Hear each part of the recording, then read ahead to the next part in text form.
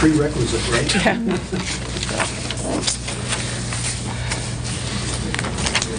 All right. Well, gentlemen, good evening. Our budget is less than last year. If we go down account by account, 101 and 102 are salaries, which you determine. Account 201 for our office expense. Our voter canvass is mandated by law. The amount stayed the same. Our postage, we did not put in for an increase, even though we are aware that postage will be increasing in May. Our election figure is the same. Our training, we reduced in half. By law, we must have instruction for our workers. The presidential election was very expensive last year because we used so many workers. So we feel that we can do with less money in that account this year. We also use that money for outreach because people were not aware of the new machines, and we feel the voters are quite comfortable now with the new machines. Our conference money is the same. Our office supply money is the same. Our technical support money is the same, so our training will be ongoing. And we have eliminated any equipment requests this year, which makes us turn in a budget with $2,400 less than last year.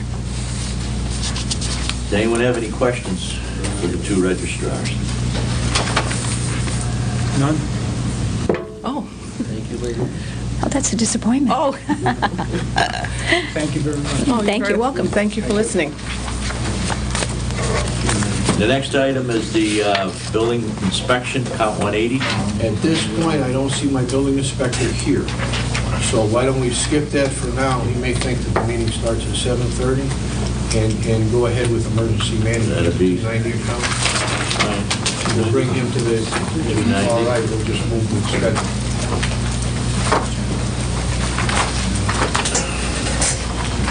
Hello, everybody. How are you? All right, which one are we doing? Emergency management? I got two here, so. Nothing really changed from last year. I pretty much kept everything status quo. The big item that we had last year, again, was the Alert Now mass notification phone system, which we're going to continue on using. It's been a great system. We used it a couple of times in the past year for a couple of not real true emergencies, but some important issues that came up with some phone problems through the police department and some water utility shutdowns.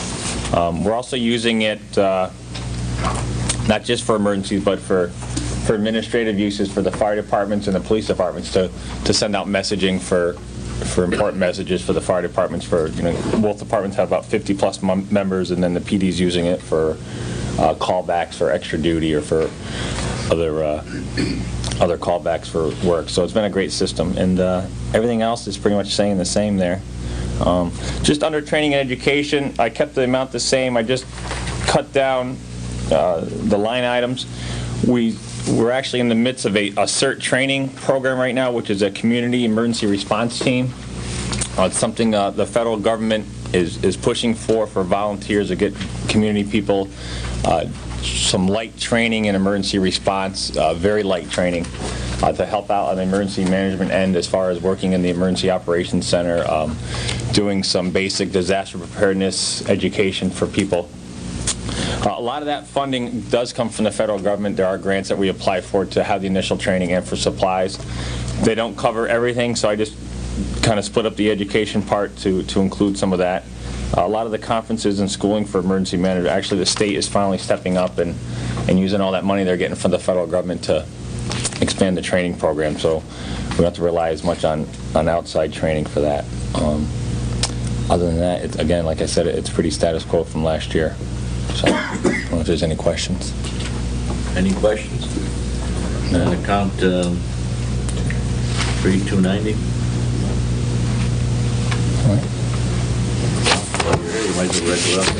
Okay, sounds good to me. All right, so account 300 is a fire marshal account. Again, with this, kept it pretty much status quo. Last year, we were able to get the part-time position at a pretty good spot. We got $16,000. I'm leaving it right at $16,000. I know it's a tight budget year, so didn't want to go in with an increase on that right now. We're holding pretty good. My assistant's working about 15 hours a week. It's been really great as far as getting a lot of inspections done that were mandated by the state to get done. He's helping out with a lot of the annual inspections. So we're going to keep that there. And then all the other office equipment, everything's staying the same. Fire prevention materials, we're keeping the same. We've been getting into all the schools. I think in the narrative, we do about 600 students a year between the 3 schools for fire prevention. Actually, this year, again, we have a county winner in the state fire prevention poster contest, so we've been really doing a lot of education in the schools, too, as well. So we're always happy to see that. And training, again, staying the same. And really the only small increase is in contracted services. The vehicle lease, which initially was the Public Works Director, Clarence Reese, a few years back, that vehicle was transferred over to my department. The lease is up this year. So the current price, I guess, it was $4,500. Now it's a new lease is up to $4,560. I inquired about the buyout on it. It's around $20,000 to buy out the vehicle. And the only reason for that is because there's a couple of mobile radios in there with antennas and wiring and lights and sirens and things like that it gets a little expensive to... What's that? What year is it? It's 4 years old, so it's 2004, I believe. It's a 4-year lease on Are you going to the take the radios out? Yeah, we'll take them out and switch them. So there's going to be a little bit of expense, but it's nothing that's going to, break the bank. So Same I don't know if you... Same type of vehicle? Yeah, they usually go with the Trailblazers, which are good, in the wintertime to get out in the snow and off-site. Are they going to be deals? No, according to the purchasing agent, Frank Ventrelli, he said that would be about the price. He says that's the price, put in is about $4,500, and sometimes you can get a little bit of a deal, but that's kind of on the high end just to be sure, So With the current economics, I think we'll be shopping quite a bit. yeah, it's possible. As our leases come due, we will be negotiating, I guess, a good one. So again, it's just a little bit of an increase there. So that's all I have for there.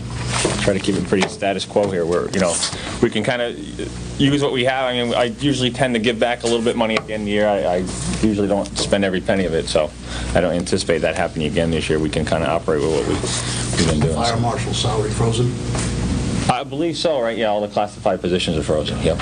What you're seeing, Mr. Rowland, for the $25 that's last year that was appropriated after the budgeting passed in that position. The assistant part-time fire marshal, again, that's not a union position, so it's not a salary position through bargaining, and all those positions are staying fixed. So, any other questions? No? All right. Thank you. Thanks, Tom. We'll call up the building inspector now. Thank you. Count 180.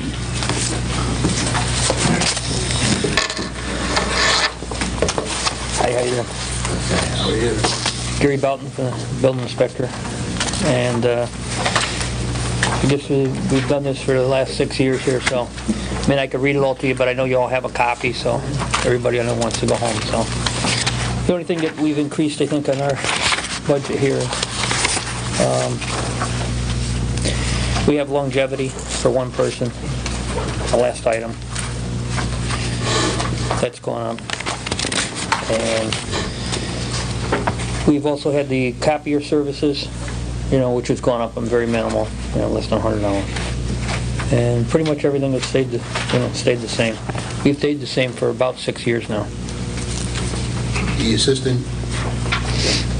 The assistant is on a step, Jim, plus he's an hourly employee by the contract, and there's steps that are involved in that. He's been here, I believe he's in his 3rd year, so he's reached his maximum step at this point, which is in there, plus his negotiated rate. About 10%. Yep.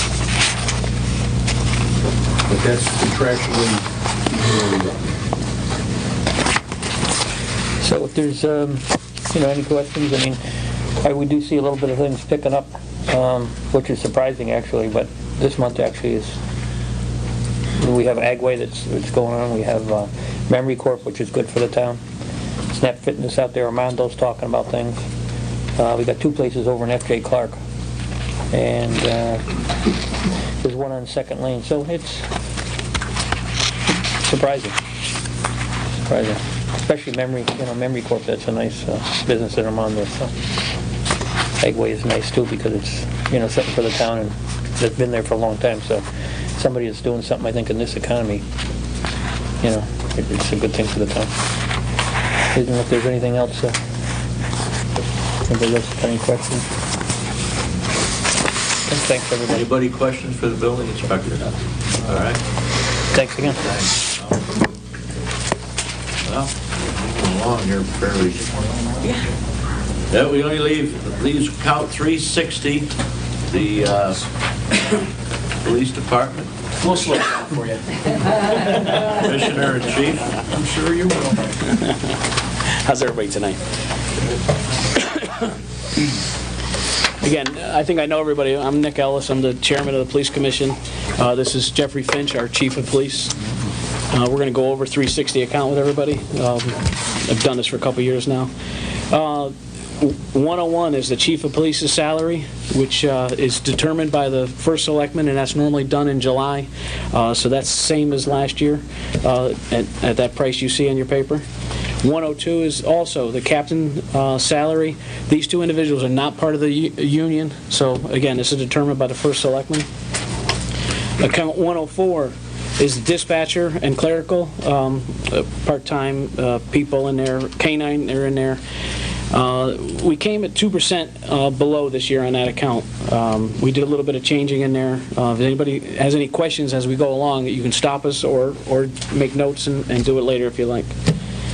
106 is our biggest account.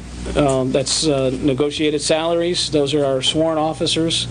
We're up just a little bit over 5%. We promoted a sergeant this year, and we had 6 officers at a step also besides their increase. So we're just over 5% on that. It's just, that's under contract. We can't do anything about that. Tell us why you have 34 people and why we need them. Well, again, we try to go out with a minimum, and the chief can jump in here also, but we try to go out with a minimum of 3 officers, and at minimum, to have 3 officers. There's 3 different sectors of the town. We like to have one in each sector of the town. With 3 shifts, again, you need to have those officers, the count of officers, besides the personnel. That's partly based on calls for services and what kind of services we perform as a police department. When you try to construct and man a police department 24 hours a day, 365 days a year, on 3 different shifts, as well as running a detective bureau and a training office and those type of things, that's what it takes to do it. You also have to take into consideration their contracted benefits, which are vacation time and things of that nature, and sick time. Personal time, filling the slots with people on vacation. The reason I ask, because New Fairfield is a comparable town. They have 15. So, you're trying.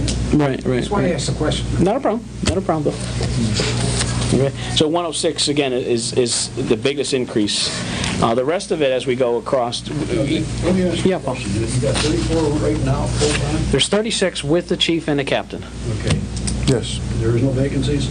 No, we have everybody full. We have some riding around. You'll see 2 officers under training, and I believe there's 1 more just coming out of the academy now. Is that correct? Yes. Kaufman? Yes. So we're just about full right now, and that hasn't been like that for a long time, and that's what creates overtime. You know what I mean? Exactly. So We have been affected because we do have officers that are in service.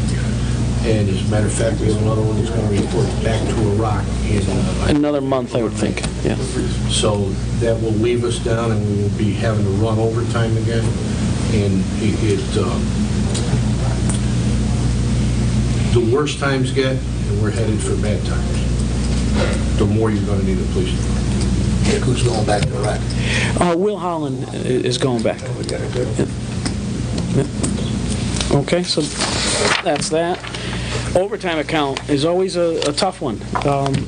We're running about $135,000 so far for this year, and you see some of the reasons there's overtime. Again, manpower and patrol, certain cases in the Detective Bureau, and communication. This whole budget is for communication, 911 dispatching is all in the same budget. So that's where your overtime is running. You gave us 70 last year, so we kept it at 70, just to try to keep the numbers the same, okay? So, again, you guys and Barry always seem to do a pretty good job of making up the difference we need. So we're at 70, we're asking for 70. The explanation there, too, is when you're not up to full staff and you're carrying the officer's pay within your line item, for negotiated salaries, well, when that officer's on disability or something, or out or whatever, compensation, whatever reason, we've had people out on comp, that gets rolled into the overtime account. So the overtime account does not become short. You've got a salary that you're dealing with that can be moved back and forth within the line item. I talked with Barry a couple weeks ago, and he said it normally comes pretty close. That surprised me a little bit, I thought. But he said it works out, so that's the overtime account. So being at full staff this year, the overtime should come down. May be low. Should come down some. Right. It would be at full staff -1. Special police, I think we all know what these are. Officers on Saturday mornings and afternoons that do the traffic in the center of town. They help out during the parades. I think that's a nice service. We did drop that down 7%. It's a smaller number, obviously, but I think that's a nice service to have. But we did tighten our belt a little bit on that. Longevity, 109. Again, contractual. That went up almost 4%. There's nothing we can do about that. That's, again, longevity pay. We all know what that is. 110 is holiday pay. That we shaved off a little bit, just over 1%. Again, under contracts, can't do much about that. 111, educational incentives. Again, it's under contract. We have a couple people still going to schooling. Sergeant Libertini and Heather Burns is going also. So that's up just under 2% under contract. We can't do anything about that part of it. Training overtime, we knocked almost 2.5% out of that. It was $1,000, but we're just trying to tighten our belt a little bit. So training overtime is, as you can see, a whole list of them. Training is very important to a department, and Chief can go into that. We just had that lawsuit come back, and Bethel Police Department did a great job. And again, that's because of the training they put in. What lawsuit? That shooting at the Masonic Temple. Okay. However, it's been brought back to court. Well, that's just over there. It's back in court. Back in court, but again, it was... But I think that's a spaghetti test. That's all it is. Yeah. They're just trying to get money out of the family. So again, training overtime is down a little bit. Office expense. It seems like this is the only thing I can beat up the guys on. We knocked it a whole 3%. Okay, so I felt good about that. Well, no more pencils after May. It's worth noting that we didn't just go... There's a lot of these things that we would have liked to kept the status quo from last year. Of course. And we didn't. We purposely dropped all of them to try to tighten our belts. We didn't come in here with just say, well, we're not going to ask for any more. We reduced what we're asking for in many accounts. Are negative compared to what they were last year. So no more pencils after May, okay? We got that. Equipment and supplies, we knocked that down considerably, almost 8%. I know it's only $1,500, but again, we're tightening the belts on a lot of stuff. That was 206. 207 is communications equipment. As you can see the description, portable radios and stuff like that in the cars. We knocked that almost 30%. It was a couple $1,000s, but that's just a place where we can take money out of. Let me ask you a question. You approved this communication system.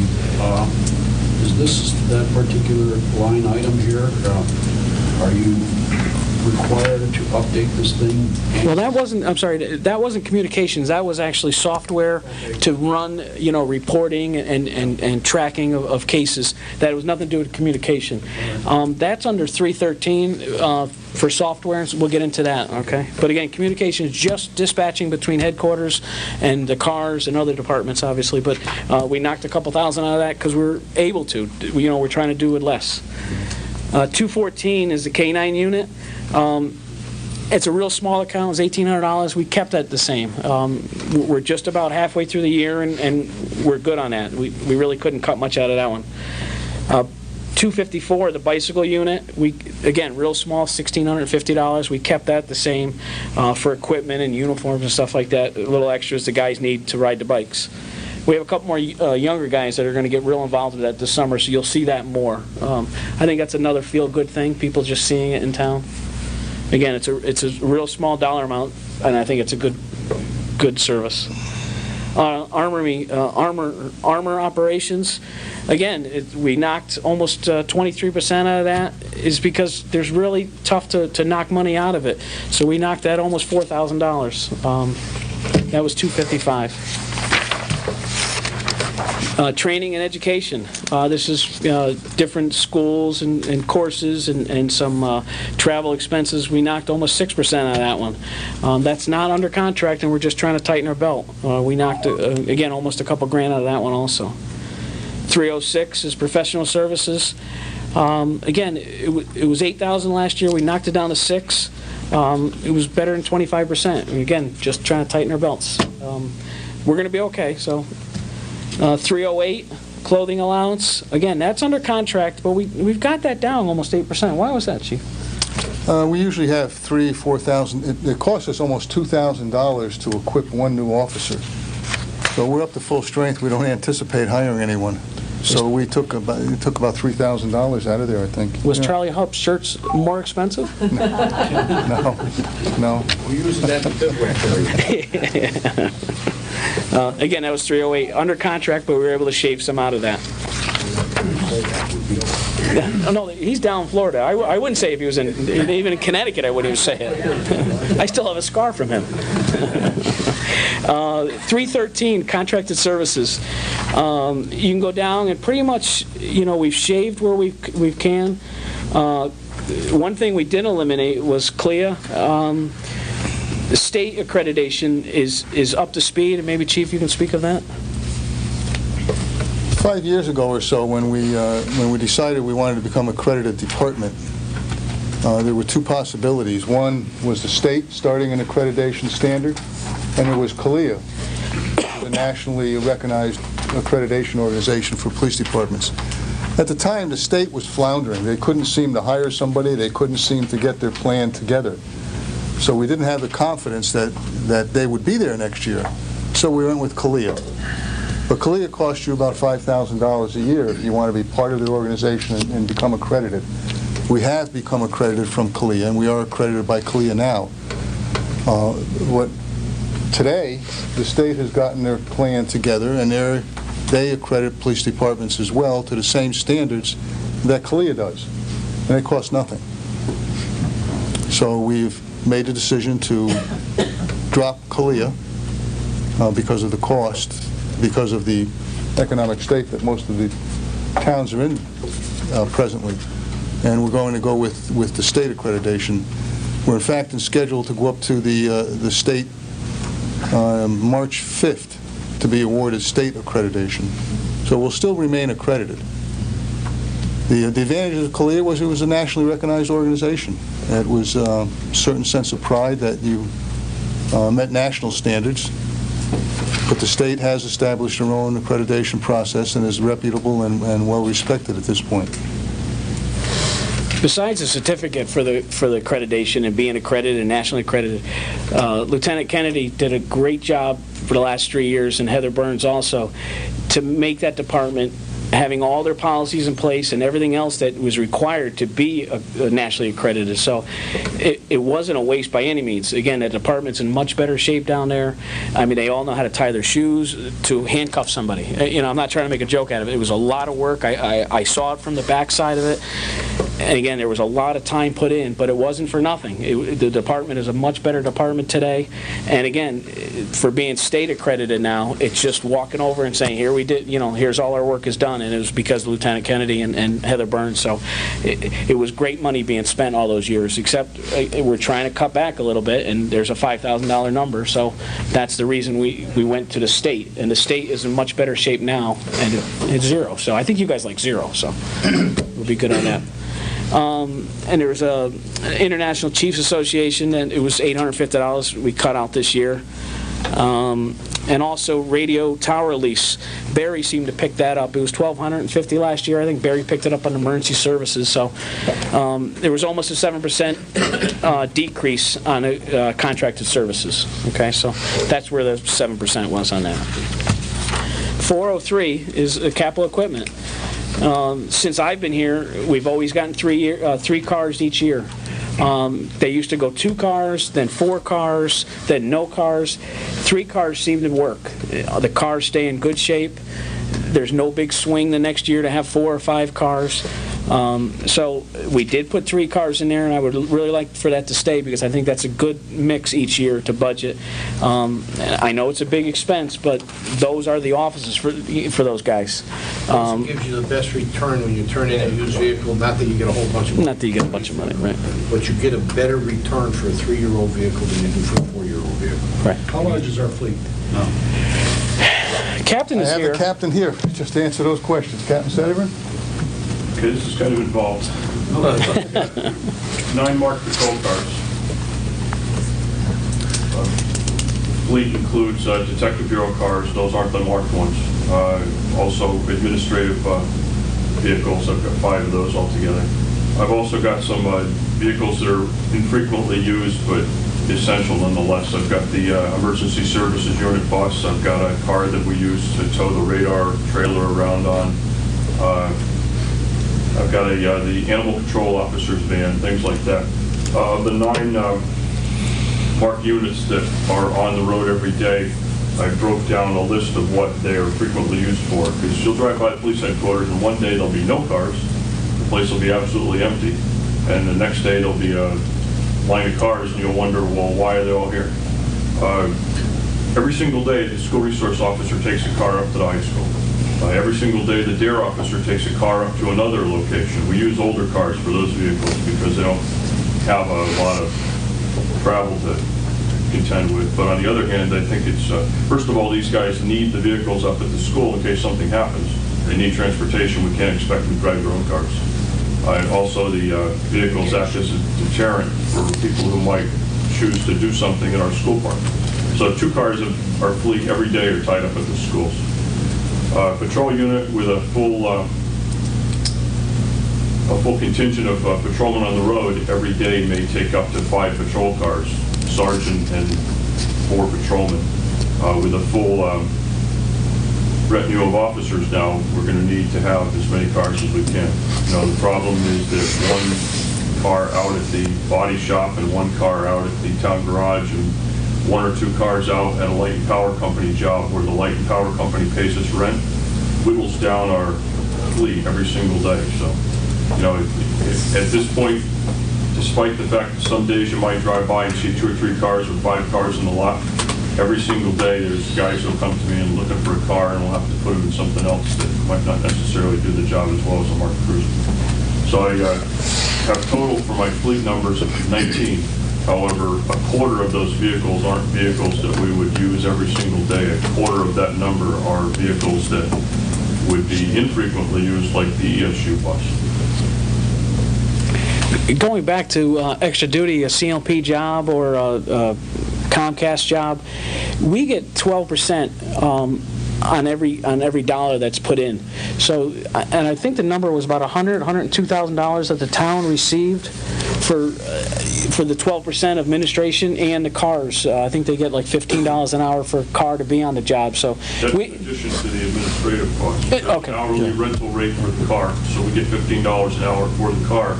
Besides administration. On the total bill, when we submit the bill for the car and the officer, the town enjoys the benefit of the administrative costs on top of that. So we get over $100,000 in revenue that pays for all the cars. So it's actually a pretty good deal.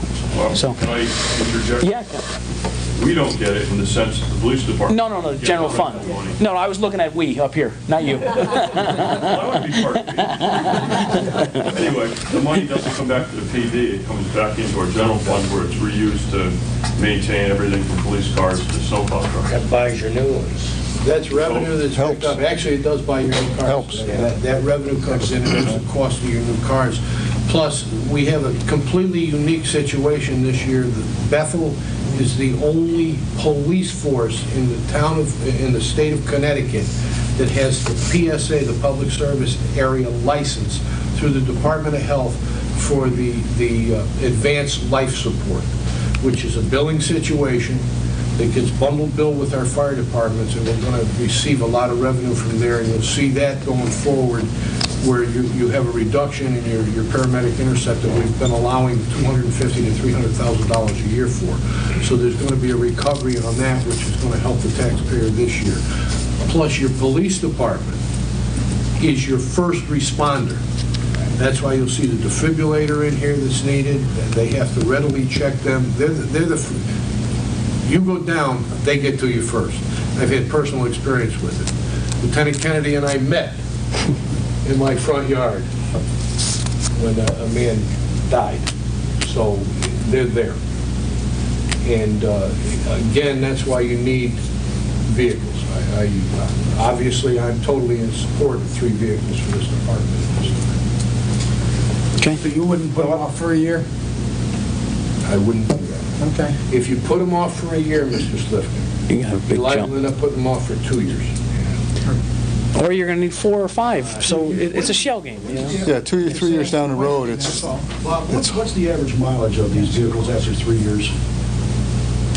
Average mileage after 3 years, when I'm turning them in, they're about 100,000 miles, between 90 But that doesn't count the running time. There's the wear and tear of an engine that doesn't shut off. Right. It comes in, it gets shut off, you get another officer The in. door hinges, the seat. 24/7, you got that vehicle. And you're buying this through the state, right? Oh, yeah, yeah, yeah. We're buying them at a state bid price, it's established by the state at the lowest price. So we're enjoying a very good price. The fact of the matter is that when we turn these cars in, they're no bargain. And they're not safe by the time the 3 years goes by. And I don't really have a way to utilize a vehicle that's in that condition after the 4th year. Anybody who goes to New York City on a tourist adventure is driving in old police cars. That's what they use. These taxi cabs are made out of old police cars. And when we trade them in, they're not anything that you trust your family in. And I got young cops driving these things at all hours, and they need to be safe. The longer you keep them, the more our town garage has to put into repairing them. At this point, when we trade them in at about the 3 to 3.5 year mark, I'm not ending up replacing motors and transmissions. Those are the really expensive repair parts. By the time that time frame comes around, they're out of warranty, so we're taking it on the chin every time we replace an engine or a transmission. If we can keep the rotation schedule that we've established over probably the last 10 years, you'll find, especially if you talk to Wayne Morris, our garage mechanic, the major overhaul parts aren't having to be purchased, and that's where your savings is going to be. That's where you're going to save $5,000 when you don't buy a new motor for a 4.5-year-old car. You got to then decide, well, gee, I have a car that's worth $1,000 or $2,000 on trade-in because I kept it too long. Is it worth putting the money into a motor? And most of the time, the answer is no. Captain, do you think Tommy can drive one of them? It was okay with me when he did, because it was one more that I traded in. And ironically enough, what happened to our fire marshal's car? The engine popped. Yep, exactly. Hey, Nick, Yeah. as you know what's going on. You know, I feel pretty Of course. strongly about this. Of course. This is a matter You have of one of the some biggest town importance budgets through the in years. town. The Second to the biggest, board's yep. been generous and And taking when I care look of at us these on this numbers, issue. I'd like to see somewhere where you can make some additional cuts. You got any place in here you think you can cut? Well, The private sector's laying people off. trust me, I don't see anybody in the public sector getting laid off. that's why we didn't leave a lot of these lines the same. We cut. And again, if you tell me you want another $10,000 or $20,000, we'll make hard No, decisions. I'm just asking. No. You look through it. Where can you find it? What do you got to, where can you massage it out to get to zero? Well, I mean, there was a part-time, we had a part-time, 10, 20,000 won't bring you to zero. No, but I don't think he was asking for zero. No. I said zero. He said Zero is like $60,000. Yeah. And that, again, 91, and I'll finish up with the rest of this, but 91% of our budget is under contract. So that's where it's really tough to pull. I mean, you know, they negotiated in good faith to the town, so 91% of it we can't touch. And then you talk about, you know, 3 cars, you know, you hate to pull a car out because then you run into that next problem next year. You know what I mean? You know, that's a $20,000 savings you can pull right out, except I think that costs the town down the road. You know what I mean? So We gotta To be quite candid with you, Mr. Yarman, I can answer that question. Which question? Where can you get it to zero? Yep. You're into people. And if you go into people, you got to watch out how many people you go into, because you're going to go into overtime if you... well, that's the problem. So there's a fine balancing act there. But anything can be done. Yeah, I mean, I'm looking at But some health, things here. welfare, and public safety Yeah, I understand. is primary. So if we have to get to zero, we do have in our town side of government, and we're below zero now, as presented to you. Yep. But and you're being tough, and I'm answering tough. No, Well, I think Jim's just asking a question also. You know, he's not saying that he wants to do it, but he's, you know, he's asking where. I'm asking you. Of course, definitely. Aside from health, safety, and welfare. Of course. Which I agree with. But we're asking everybody in this Of town course. to make sacrifices. Definitely. Every Definitely. board, every department. And that includes the police department. Definitely. And you guys, you know, wherever you can come up with additional savings is certainly welcome by everybody. Definitely. That's all I'm saying. I'm saying, You know- something in there, you can find it. That's great. Definitely. When we sat down, you know, is there another, maybe we can shave off 1,000 here, 1,000 here, maybe another 10,000, you know what I mean? Is that going to shut the department down? Are they going to make the calls? They're going to make the calls, okay? We can shave a little bit, but again, it's not to get to zero, you know what I mean? Because again, so much of it's under contract, you know? And important things also, like cars. But let me just finish 403, and then if there's any other questions on that. Again, cars, I think we beat that up pretty good. 3 of them, I think, is a good rotation. Vehicle changeover. Tommy alluded to that a little bit. Again, when you do trade a car in, there's a lot more in a police car you have to change out. So again, we got 8,800 last year. We did okay, so we cut, you know, from 8,800 to 7. You know what I mean? It was almost $2,000 cut. We cut. We shaved where we could. And we didn't look at big things. We shaved little things, you know what I mean, to try to get the big number. There was a $3,000, we did a lot of work to that van that we got donated from the Heart Company. That was not in there this year. One thing we did start adding last year was vehicle computers, which are very important. Going back to the computers and the system that Kevin was a big part of it also. The computers are the office computers, you know. We have a lot of older computers in there now, and we really want to start switching them over. We switched over 2 last year. Now this will be the 3rd one. So those are just 3 primary cars that have newer computers. There's some computers that don't dim down at night, and you know, some you have to bang the side. They're getting along with it. Laptop's going on 6, 7 years old, and a police car is just... So we're really trying to. Car. I'm sorry? You're trying to do this to every vehicle? No, 10 cars. No, yeah, 10. Only This would 10. be the 3rd. This would be the 3rd new one this year, besides some 6-year-old units. You know what I mean? So we're not asking for 50,000. We're trying to do it one at a time. Mr. Gallagher, Yes, sir. you know, I've lived in this town a long time, and I'm not going to vote for a reduction in anything with the police department, because I remember when, and I think the selectman is correct in what he says, and, you know, police are essential services. I'm a resident of Reynolds Ridge, and I see police officers up there all the time when there's an ambulance, emergency, and these guys just don't mope me around. They run to the unit that's in trouble or has their alarm on. I won't vote for a reduction. Again, they are the first responder. They show up. They're there before the volunteers and the somewhat paid ambulance crew. It makes it easy for the volunteers to know where they are. You know what I mean? Just said that. Yeah. It was just reiterating. Thanks. All right. Okay. That's where the computer is. Again, we did have that in last year. Chief wanted to do 2 this year, but we cut it back to 1. You know, we're just trying to do what we do.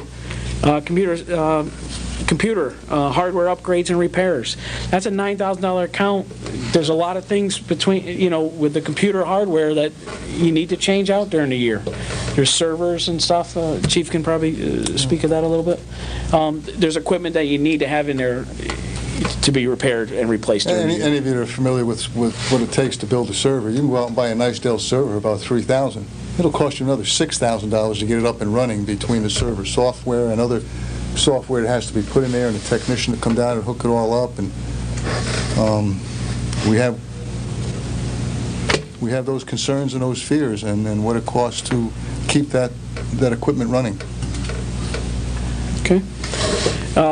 Number 5 under capital equipment is a portable radio. They're expensive, but again, we're trying to upgrade the portable radios the guys carry when they get out of the car. Other departments come in town. There's no spares there. There's 1 or 2 spares, I think, at all times there, which isn't on a lot of radios. So we're trying to update that. We're not asking for 5 or 6. We're asking for 1 a year to try to upgrade that. We talk about radio compatibility with other departments, or if we have an emergency service type of situation where the Masonic Temple shooting down here, we weren't by ourselves. Danbury had 4 officers there within 10 minutes. And we do that for Danbury and Son. But if you bring officers into the town to help us, we have no way of communicating with them.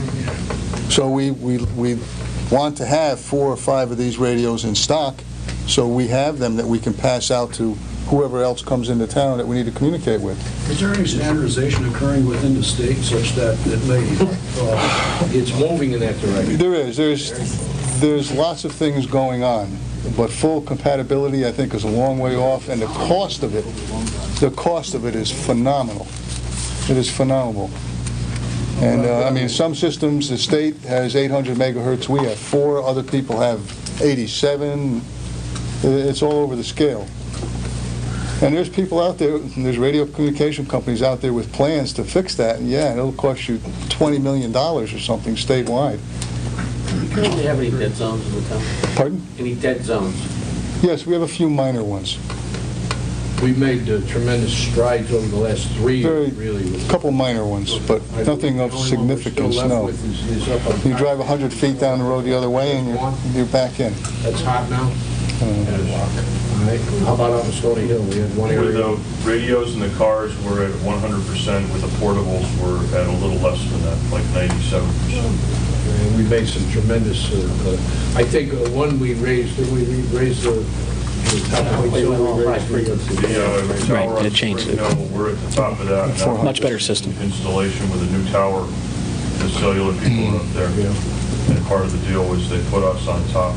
We also have a tower at the police department, which we added 25 feet to during the radio project that you funded back in 2005.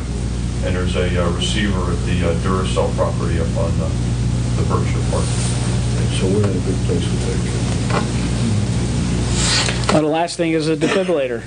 Again, all the primary patrol cars carry a defibrillator. They're first on scene, and they have a certain shelf life, and we're trying to replace at least 1 a year to keep that up. You find when we have problems, these things are electronic units, and I have Lieutenant Dickinson here, who's defibrillators are near and dear to his heart, but...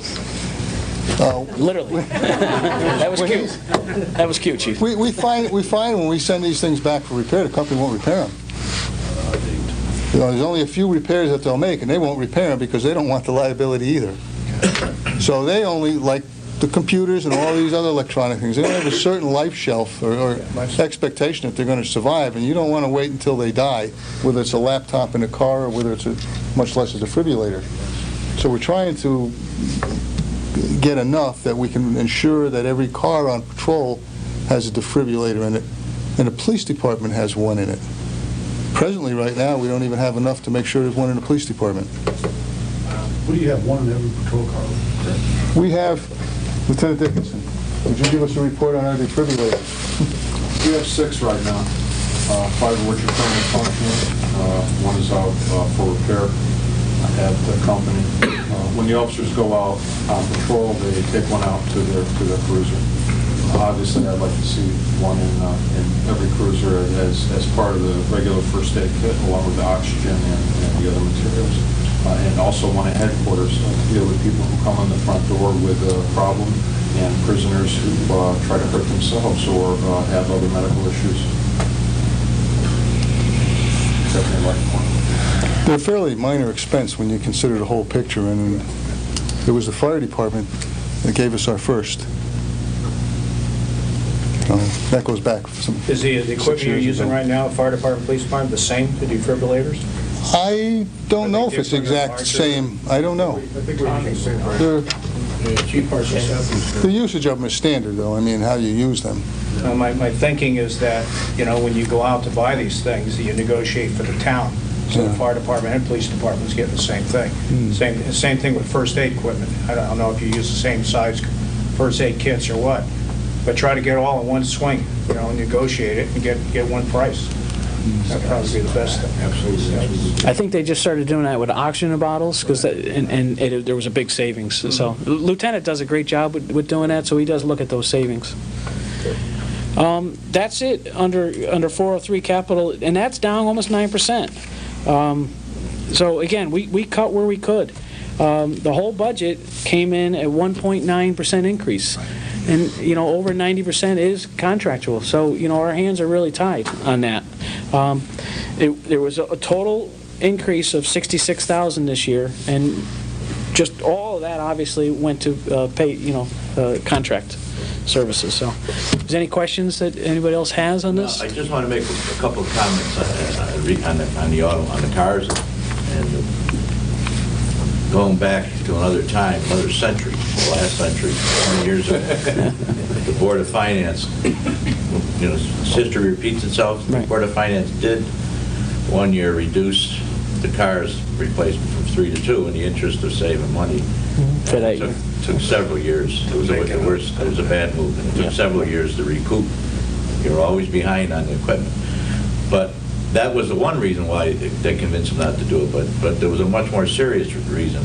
And, like we put money in the tree warden's account last year because we were scared to do it because we had 3 people in this area killed by trees. And then we had another one in New Jersey killed the other day. But there was an incident right after we took the police cars out of went out of reserve. You know what I'm saying? We didn't order 3. I believe, if I'm not mistaken, there was a police officer in Danbury who was killed with carbon monoxide poisoning in a defective vehicle that was more than 3 years old and on duty with the motor running. If I'm correct, somebody may remember that. Yeah, definitely. Remember So that was behind Harry Harris. Yeah, that was a thing that, that people forget things, but that was, we wanted to make sure, above all, that we had the officers and vehicles that were safe, and that was probably the nail in the coffin that convinced us never to try that again. For them and the public, obviously. Pardon? For them and the public. For the officers and the public. Yeah. Sure. But I mean, the safety off that was a sad thing. Definitely. Any other questions? Nick, the laptops you're using in the cars, are they portable where they have some kind of mounting device in the car where you use them in the mounting device, then take them out when you're not using them? Well, no, they're designed you can take them out, but they're probably designed pretty much to stay in the car. Stay in the car. The more you have people taking them out and trying to carry them into a building or somewhere else, it's inevitable. Yeah. One of them's going to get dropped or somebody's going to get in a struggle, and so they're designed to stay in the cars. But they got docking stations where they can plug them in and take them out. When they need to work on them, we do that. You can bring them inside and work on Something them. you might want to look into. See, if and when you go to purchase the 3 cars, see if you can negotiate where they supply the laptop with a car, with a mechanism, with a mounting mechanism in the car. Yeah. See if you can get something off the car, the price of the car with that. Okay. You'd be amazed Oh, sure. how many of these car companies work with the computer companies. Right. Again, we buy the cars off the state. The state buys probably hundreds of them. I don't even Trying imagine. to save you some State mounting Sure. costs and that kind of thing. Just like buying them for the state, right? Just a For all suggestion, departments. yeah. Sure, definitely. Yeah. Any other questions? What Mr. Ellis is referring to is a state bid. So you got all the state police cars, and you got 167 towns who also will negotiate that state bid. So you got a lot of cars in the Okay. I mean, I want to thank you for your time, and I know you guys have a tough year and a lot of tough decisions, and I don't envy you guys. Yeah. All right, but thank you for your time. Thank you.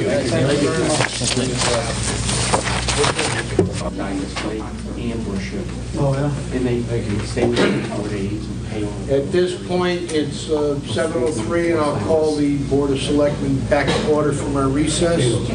And in following with our tradition, being a regular meeting,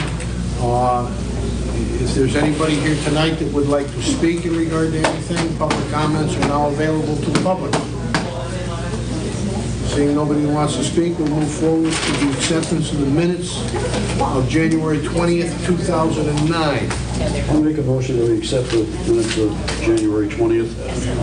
We have a motion made and seconded. Any discussion, gentlemen? Hearing no discussion, I'll move the question. All those in favor signify by saying aye. Aye. Any opposed? Motion is carried unanimously. Correspondence, we have none that doesn't appear already. I believe we have any in possession. First Selectmen's report. We're in the budget season, moving forward and going ahead very rapidly. We expect some stormy weather tomorrow going into Thursday and the weekend. We've got enough sand and salt left for 2 more storms.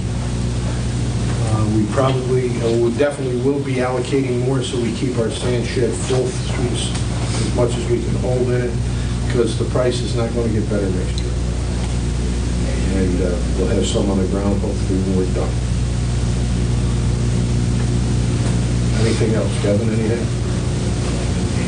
No, I guess we're waiting to see what the state's going to do, because we have 2 key bridges that are been on the books now for one about 8 years. The other one about 4 years, Plum Trees and Walnut Hill. We need to do something. We also have shovel ready. We've got the Holyville Road section, Stony Hill section, all those roads. That's in there. We've got everything that we can, and it's reasonable what we have. We don't have petting zoos, and we don't have skate parks, and we don't have ice skating rings or anything like that. We have legitimate requests. They are definitely shovel ready, and they've been shovel ready for a long time. Park and Rec, is that Park and Rec building? Getting ready to move into it, and we're making great advances on the South Street. What about the high school? Are we going to have some sort of celebration?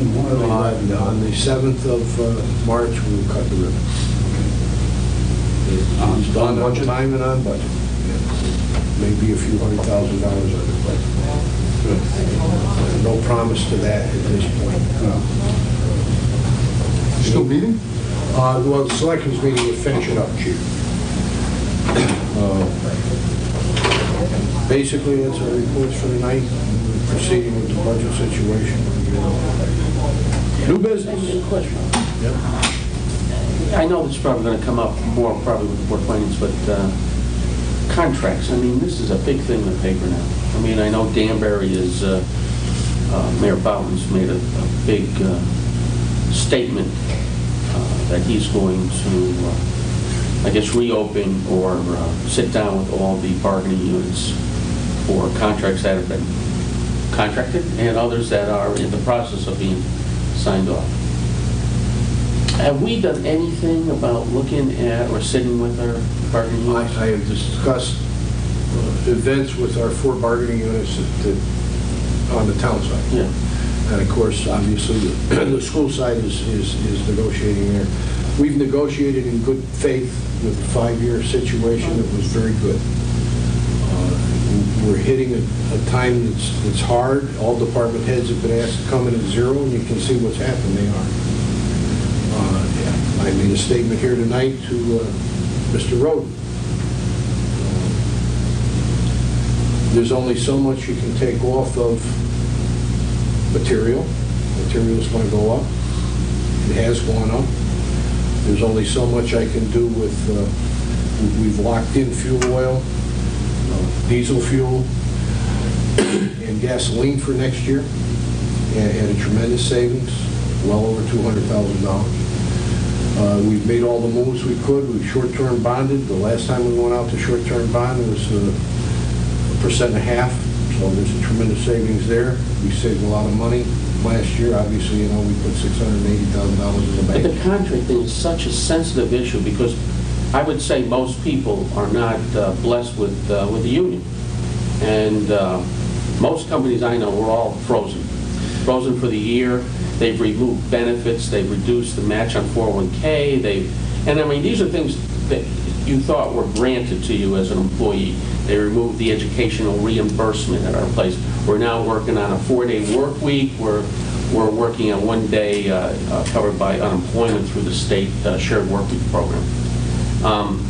I know it's going to be an issue when it comes to the public hearing that, I know we negotiate in good faith, but, I mean, we have to be prepared that if, you know... This administration is prepared to negotiate at any point if it becomes necessary. Okay. It's going to be brought to the people.